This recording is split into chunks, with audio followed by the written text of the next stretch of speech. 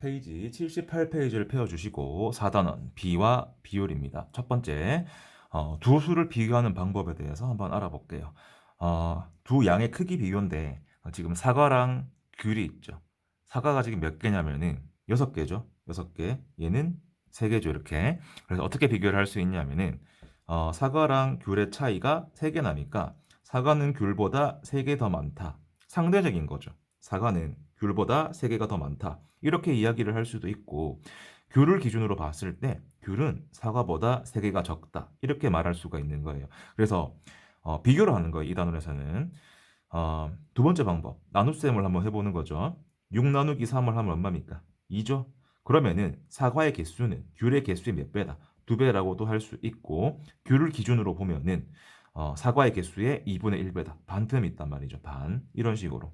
어떤 이제 뭐 남학생, 어떤 한 반의 남학생이 10명이었고 여학생이 5명 있었다. 남학생, 여학생 이렇게 했을 때 마찬가지로 비교를 할 수 있는 거잖아요. 남학생이 여학생보다 5명이 많다. 남학생을 기준으로 했을 때고, 여학생은 남학생보다 5명이 적다. 이렇게 되겠죠. 마찬가지로 남학생은 여학생의 2배가 된다. 여학생은 남학생의 2분의 1배가 된다. 이렇게 이야기를 할 수 있는 겁니다.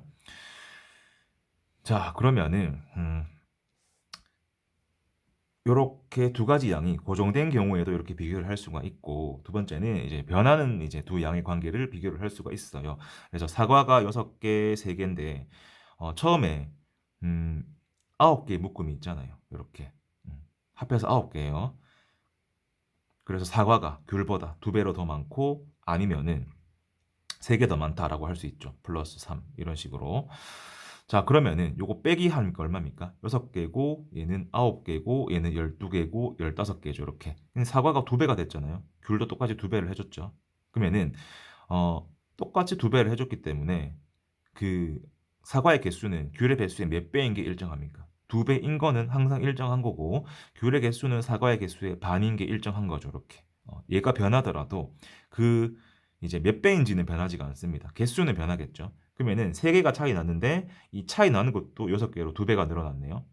그리고 차이 나는 게 9개니까 처음에 3배로 늘어났죠. 차이 나는 게 12개니까 4배로 늘어났죠. 이런 식으로도 비교할 수가 있는 겁니다. 자, 그러면 밑에 예제로 한번 연습을 해볼게요. 예제 1번.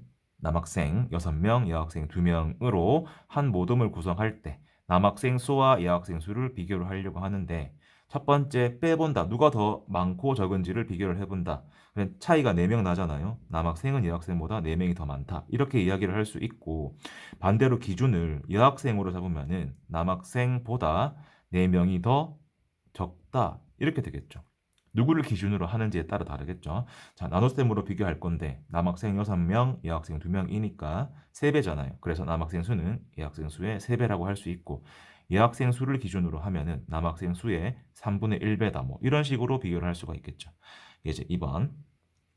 위 1에서 모든 수에 따른 남학생 수와 여학생 수를 비교를 하려고 하는데, 처음에 6명 2명이었는데 남학생이 2배로 늘었잖아요. 여학생도 2배로 늘었죠.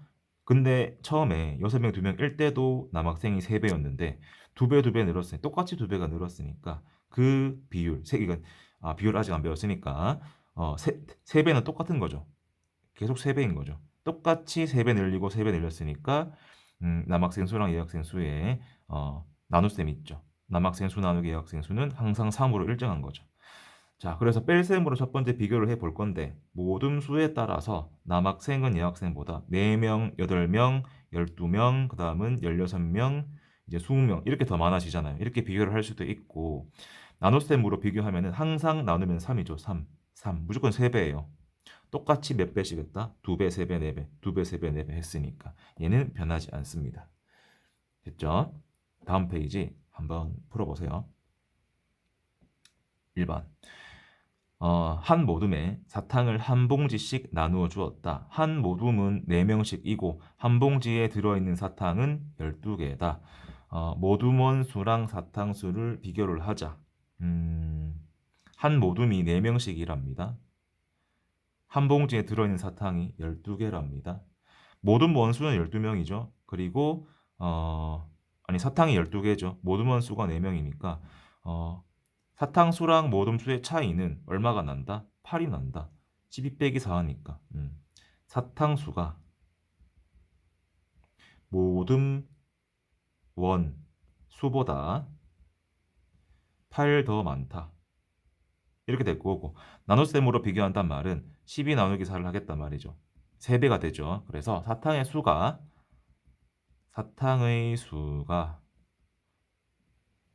모듬 원의 수의 3배다. 이렇게 되겠죠.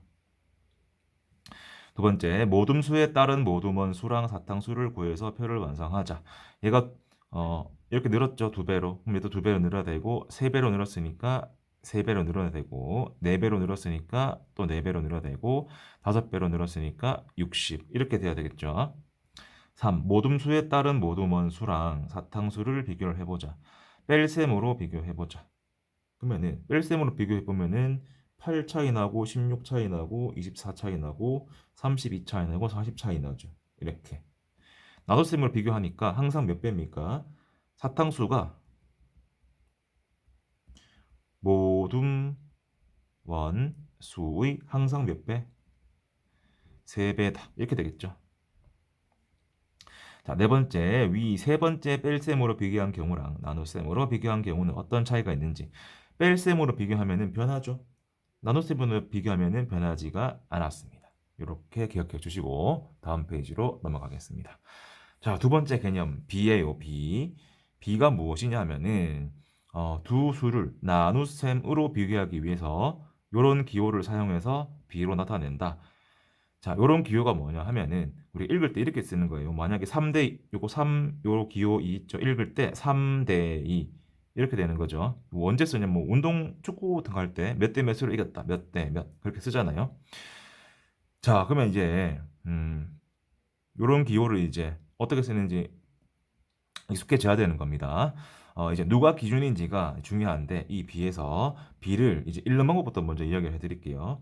3대 2라고 했잖아요. 3대 2라고 했고 뒤에 있는 이 2가 항상 기준이 되는 거예요. 앞에 3이 비교되는 거예요. 기준에 비교되는 거예요. 그래서 어떻게 읽는 방법이 몇 가지냐면 여러 가지가 있어요. 3대 2 그리고 3과 2의 비 그리고 2에 대한 3의 비 뭐뭐에 대한 이런 말이 있으면 항상 기준인 거예요.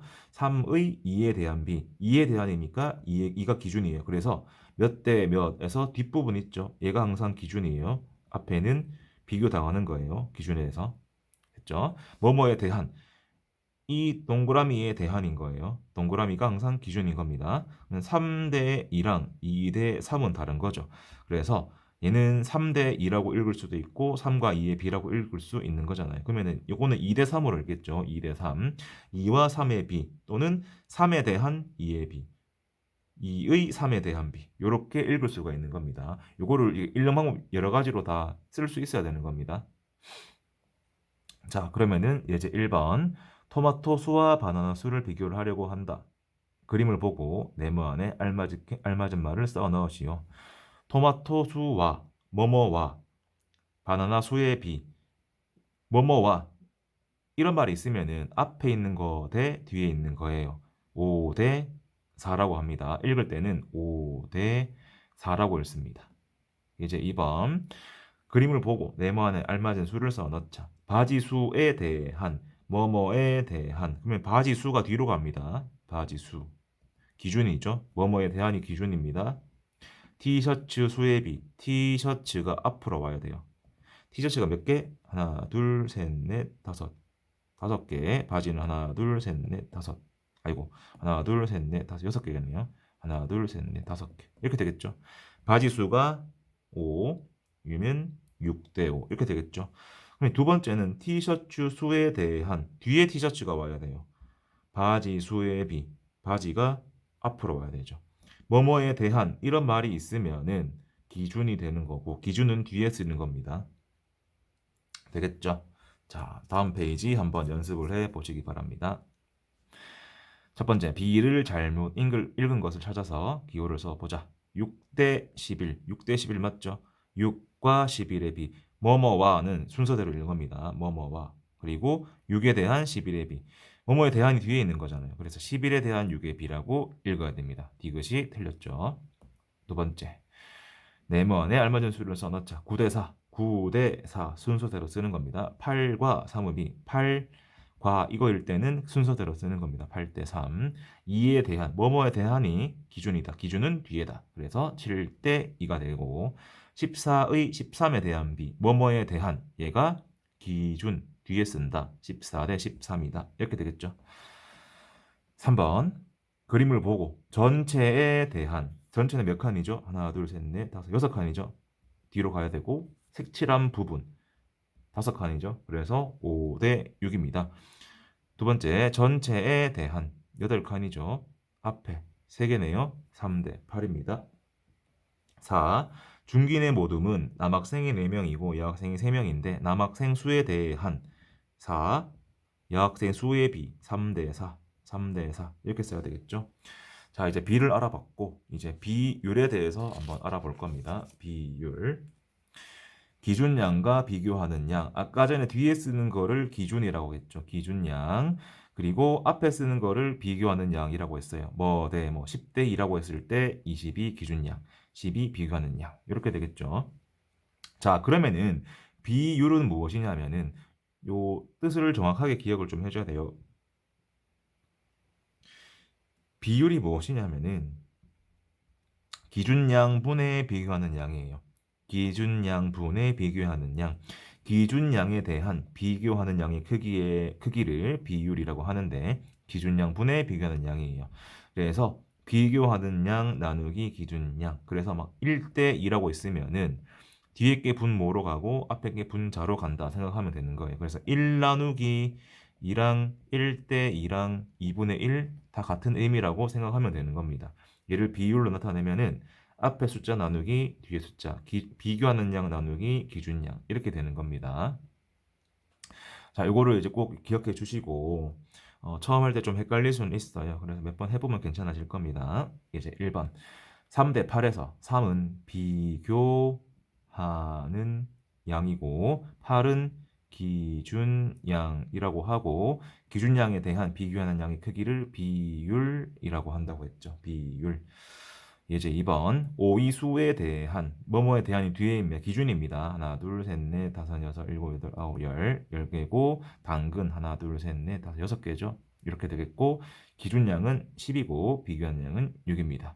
비율을 분수로 나타내면은 6 나누기 10이니까 10분의 6이 되고 비율을 소수로 나타내면은 0.6이 된다. 이렇게 되겠죠. 다음 페이지 연습을 해보세요. 첫 번째 비교하는 양과 기준량을 찾아 쓰고 비율을 구하자. 비교하는 양 9, 기준량 20, 비율 20분의 9가 되겠습니다. 21과 7의 비니까 21대 7이겠죠. 그러면 비교하는 양이 21, 기준량 7, 그래서 7분의 21 되겠죠.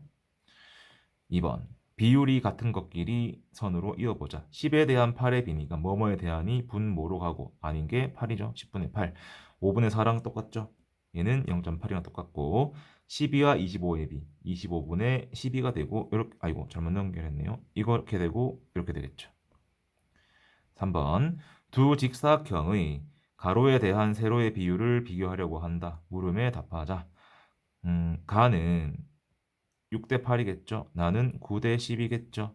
분수로 바꾸면은 8분의 6이고 얘는 12분의 9가 되겠고 소수로 바꾸면은 0.75고 얘는 0.75가 되겠죠.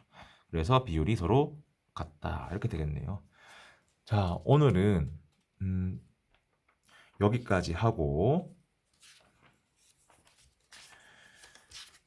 또 어떤 문제를 풀어볼 거냐 하면은 숙제로 복습책